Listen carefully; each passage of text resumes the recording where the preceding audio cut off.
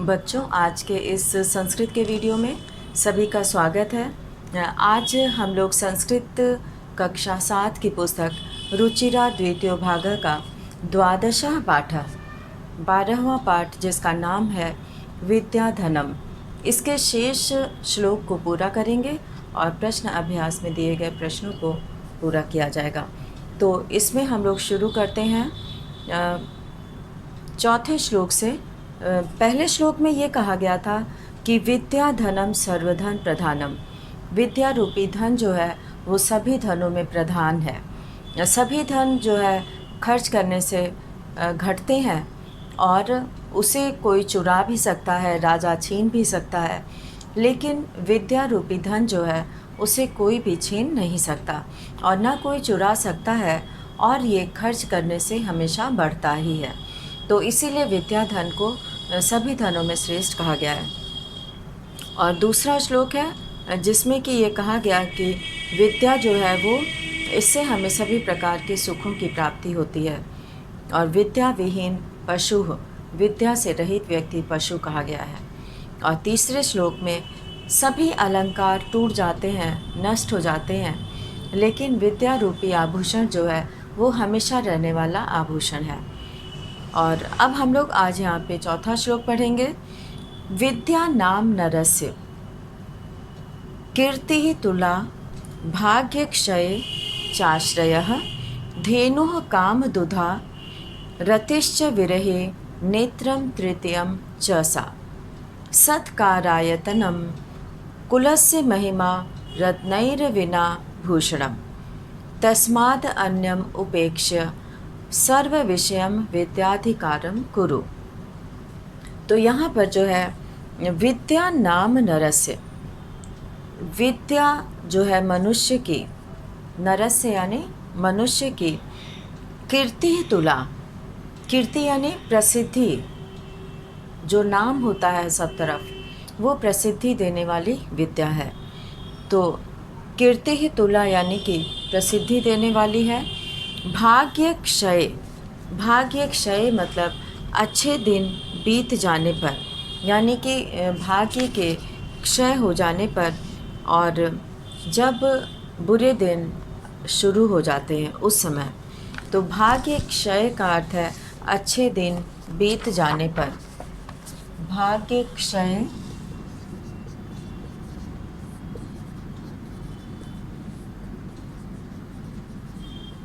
अच्छे दिन बीत जाने पर, भाग्य क्षय अच्छे दिन बीत जाने पर।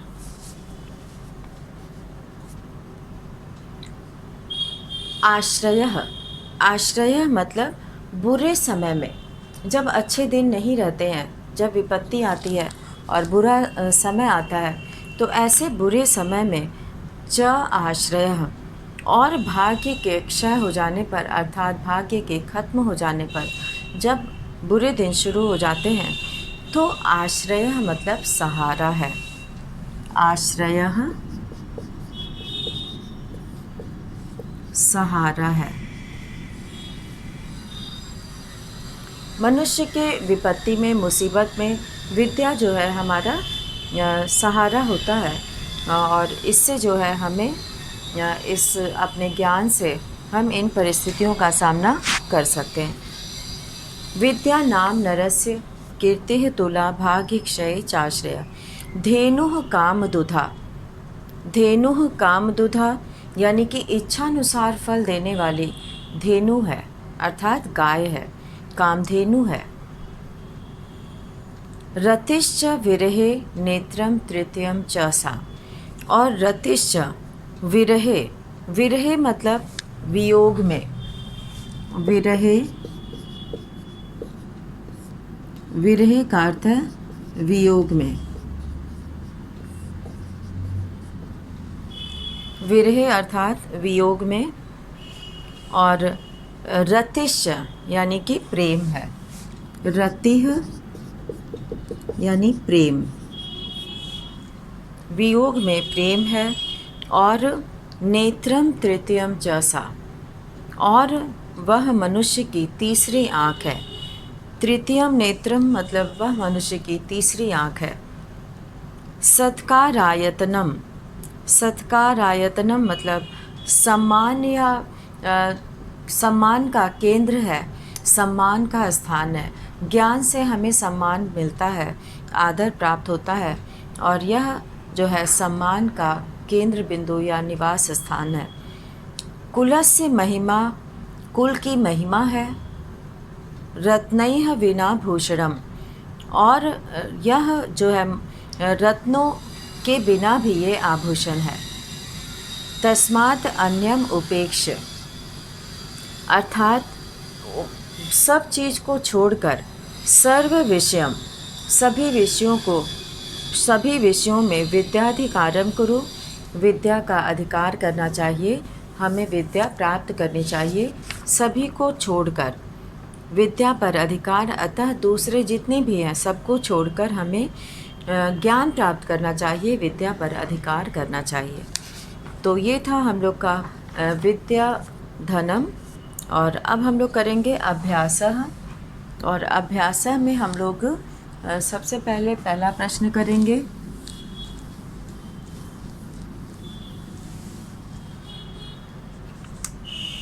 अभ्यासः,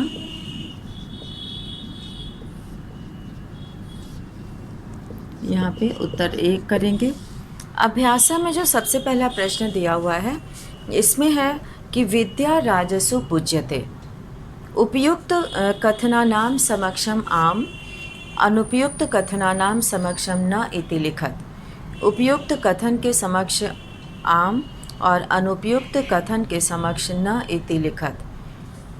विद्या राजसु पूज्यते, विद्या राजाओं के द्वारा पूजी जाती है, अर्थात सम्मान प्राप्त होता है। तो ये बिल्कुल सही है। तो इसमें हम लोग लिखेंगे पहले के क में आम। और अब ख है वाग भूषणम भूषणम न, वाणी रूपी आभूषण आभूषण नहीं है। तो ये गलत है, वाणी रूपी आभूषण सबसे श्रेष्ठ आभूषण है। तो इसमें न लिखेंगे क्योंकि ये वाक्य गलत है। और विद्या धनम सर्वधनेषु प्रधानम, विद्या रूपी धन सभी धनों में प्रधान है। तो यहाँ पर विद्या रूपी धन को सभी धनों में प्रधान कहा गया है। तो ये बिल्कुल सही है, इसे आम लिखेंगे। और घ है विदेश गमने विद्या बंधु जनः न भवति, विदेश जाने पर विद्या जो है वो बंधु नहीं होती है। तो ये गलत है, विदेश जाने पर ये हमारा बंधु का काम करता है, भाई का, मित्र का काम करता है। सर्वम विहाय विद्याधिकारम कुरु, ये भी बिल्कुल सही है। ये सभी को छोड़कर विद्या पर धन प्राप्त, विद्या पर अधिकार प्राप्त करना चाहिए। अब है दूसरा प्रश्न, अधोलिखितानां पदानां लिंगम विभक्तिम वचनंच लिखत। निम्नलिखित पदों के लिंग विभक्ति और वचन लिखना है। तो इसमें हम लोग यहाँ पर लिखेंगे, ये सभी ने लिख लिया होगा। तो अब हम लोग दूसरा प्रश्न करेंगे। और दूसरे प्रश्न में खाली जगह में भरना है लिंग विभक्ति और वचन। तो यहाँ पर सबसे पहले नरस्य दिया हुआ है, और नरस्य में हम लोग लिखेंगे लिंगम में पुल्लिंगम है ये,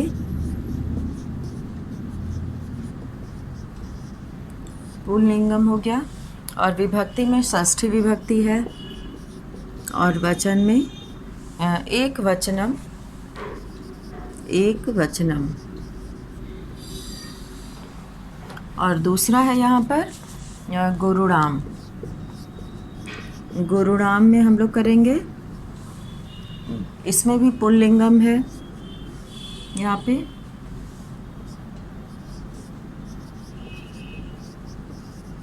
पुल्लिंगम और षष्ठी विभक्ति बहुवचनम।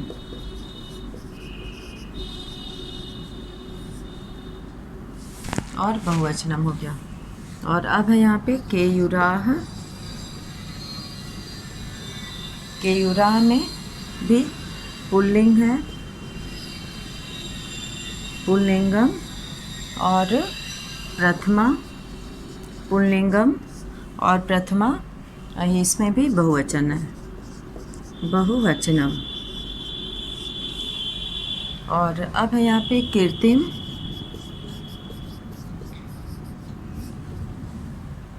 स्त्रीलिंगम, इसमें स्त्रीलिंगम है। द्वितीया, द्वितीया विभक्ति है। और एक वचनम।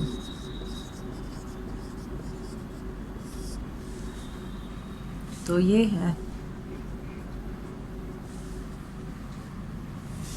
और अब है भूषणानि,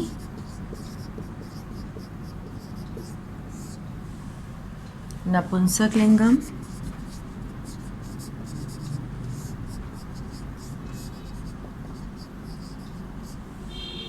प्रथमा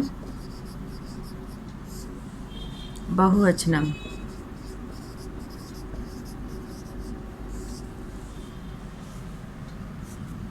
अब यहाँ पर हम लोग ये विभक्ति और वचन हो गया, ये लिंग है, ये विभक्ति है और ये वचन है। और अब हम लोग यहाँ पे दूसरा प्रश्न करेंगे। और दूसरे प्रश्न में यहाँ पे दिया हुआ है श्लोकांशान योजयत, श्लोकांशों को जोड़ना है। तो ये बहुत ही आसान है, सभी बच्चे इसे खुद से भी कर सकते हैं। जैसे कि विद्या राजसु पूज्यते न ही धनम, तो यहाँ पर इसे मिलाएंगे विद्या विहीना पशु। केयूराह न विभूषयन्ति पुरुषम, हारा न चंद्रोज्ज्वला। और न चौर्हार्यम न च राजहार्यम, यहाँ पे न भ्रातृभाज्यम न च भारकारी। सत्कारायतनम कुलस्य महिमा, और इसे हम लोग मिलाएंगे रत्नैः विना भूषणम। और पांचवा यहाँ पे वाक्यांश श्लोकांश दिया है वाण्ये का समलं करोति पुरुषम, और इसे हम लोग मिलाएंगे या संस्कृताधारिते। और अब हम लोग करेंगे चौथा प्रश्न, जिसमें पूछा है कि एक पदेन प्रश्नानाम उत्तराणि लिखत, एक पद में प्रश्नों का उत्तर लिखें। तो यहाँ पर हम लोग एक पद में प्रश्नों का उत्तर लिखेंगे। तो ये सभी लिख चुके होंगे। तो यहाँ पर हम लोग अब अगला प्रश्न करेंगे।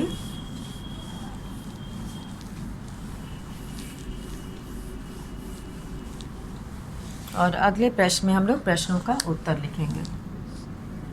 उत्तर यहाँ पर अब हम लोग 4 का लिखेंगे। तीसरा देख के सभी बच्चे अपना भर लेंगे श्लोक से।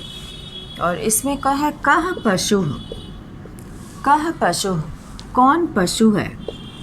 तो यहाँ पर इस पाठ में विद्या विहीनः पशु कहा गया है, विद्या विहीनः पशु। तो विद्या विहीनः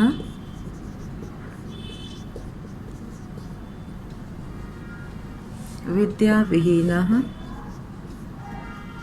पशु। और अब है यहाँ पर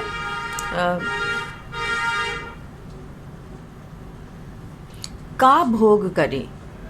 तो इसमें विद्या, हमें सुख वैभव किससे प्राप्त होता है, विद्या से। तो का भोग करी में हो जाएगा विद्या भोग करी। विद्या हमें सुख देने वाली है। तीसरा है के पुरुषम न विभूषयन्ति, कौन पुरुष को आप सुशोभित नहीं करता है। केयुराह, तो केयुराह पुरुषम, केयुराह पुरुषम न विभूषयन्ति।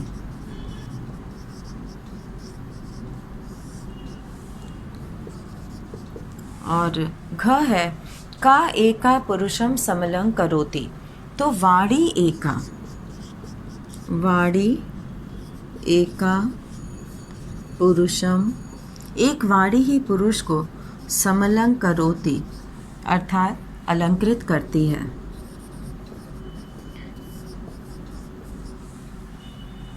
और अंग है कानि क्षीयन्ते भूषणानि क्षीयन्ते, अलंकार नष्ट हो जाते हैं लेकिन विद्या रूपी अलंकार नहीं। तो यहाँ पर हो जाएगा भूषणानि,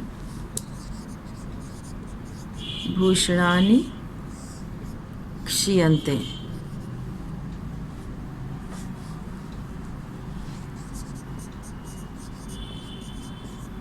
भूषणानि क्षीयन्ते। और अब है यहाँ पे रेखांकित पदानि अधिकृत्य प्रश्न निर्माणम कुरुत। ये 5वां प्रश्न है। इसमें प्रश्न निर्माण करना है जिसमें कि रेखांकित जो पद है उसके आधार पर। इसमें विद्या विहीनः नरः पशुः अस्ति। तो नरः जो है वो प्रथमा विभक्ति एक वचन है, तो यहाँ पर हम लोग कह का प्रयोग करेंगे क्योंकि ये पुल्लिंग है। तो यहाँ पर हम लोग उत्तर 5 में के क में हम लोग कह का प्रयोग करेंगे जो अंडर रेखांकित पद है। दूसरा है विद्या राजसु पूज्यते। विद्या राजाओं के द्वारा पूजनीय है। तो यहाँ पे विद्या स्त्रीलिंग है, तो यहाँ पे का प्रयोग करेंगे, तो का प्रश्नवाचक आ जाएगा। और ग है यहाँ पर प्रश्न ग, जिसमें कि चंद्रोज्ज्वला हाराः पुरुषम न अलंकुर्वन्ति। तो हाराः की जगह पे हम लोग प्रश्नवाचक के का प्रयोग करेंगे क्योंकि ये बहुवचन है, इसलिए यहाँ पर के का प्रयोग करेंगे। और घ हम लोग यहाँ पे लिख रहे हैं घ, और घ में पिता हिते नियुंक्ते। पिता हित में जो है लगाता है, तो यहाँ पर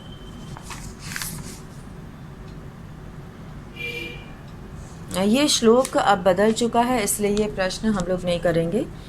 पिता हिते नियुंक्ते, लेकिन किसी भी वाक्य से प्रश्न बनाने आना चाहिए, तो यहाँ पे पिता की जगह पे हम लोग लिखेंगे कहाँ। विद्याधनम सर्व प्रधानम धनम अस्ति। तो यहाँ पे सर्व प्रधानम यानी कि कीदृशम, कैसा धन है, सर्व प्रधानम।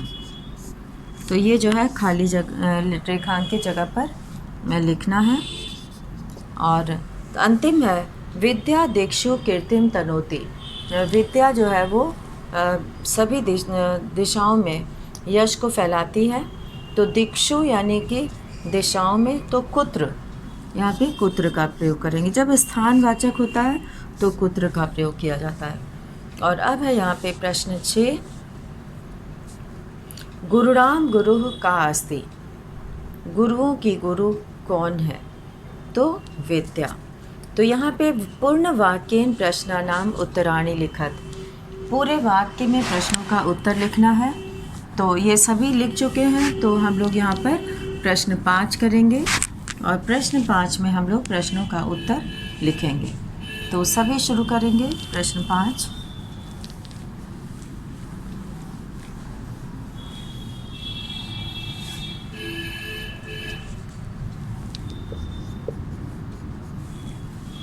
प्रश्न 5 में प्रश्न 6 हो जाएगा ये। पूर्ण वाक्येन प्रश्नानाम उत्तराणि लिखत। गुरुराम गुरुः का अस्ति। तो यहाँ पे विद्या गुरुराम गुरुः गुरुराम गुरुः, यहाँ पे हम लोग लिखेंगे गुरुराम गुरुः। प्रश्न से हम लोग शुरुआत करेंगे विद्या अस्ति।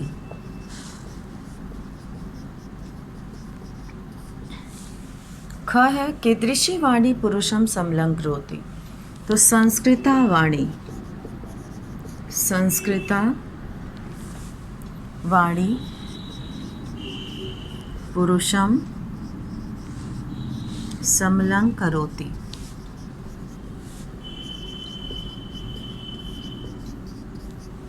और ग है व्यय कृते किम वर्धते। खर्च करने से क्या बढ़ता है। व्यय करना मतलब खर्च करना। तो व्यय कृते, प्रश्न से शुरू करेंगे। व्यय कृते विद्याधनम वर्धते। और चौथा प्रश्न है इसमें कंख, भाग्य क्षय आश्रयः कः। भाग्य क्षय आश्रयः कः, यानी कि भाग्य के कम हो जाने पर, अच्छे दिन बीत जाने पर कौन सहारा होता है, तो विद्या। भाग्य क्षय आश्रयः विद्या। तो इसमें 4 प्रश्न ही हैं। और अब हम लोग यहाँ पर करेंगे 7वां प्रश्न। और 7वें प्रश्न में ये पूछा गया है कि मंजुषातः पुंलिंगम स्त्रीलिंगम नपुंसक लिंगम पदानि चित्वा लिखत। तो इसमें हम लोग अलग अलग लिंग लिखेंगे कि इसमें कौन सा लिंग है। तो सबसे पहले पुंलिंगम होता है, पुंलिंगम, और फिर है स्त्रीलिंगम,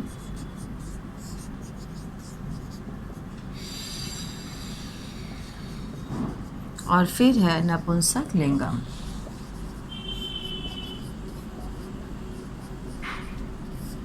और इसमें हम लोग अलग अलग शब्द को लिखेंगे। जैसे कि पहला विद्या है, तो विद्या स्त्रीलिंग है, तो इसको स्त्रीलिंग में लिखेंगे। दूसरा धनम है, तो धनम जो है नपुंसक लिंग होता है, तो इसे नपुंसक लिंग में। तीसरा संस्कृता, ये स्त्रीलिंग है। और सततम, सततम जो है वो नपुंसक लिंग में आएगा। और कुसुमम, कुसुमम जो है ये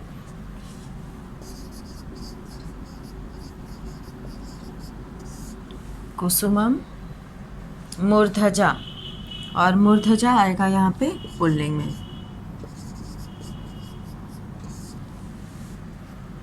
पशु, पशु भी पुल्लिंग में आएगा। और गुरु, गुरु भी पुल्लिंग में आएगा, गुरु।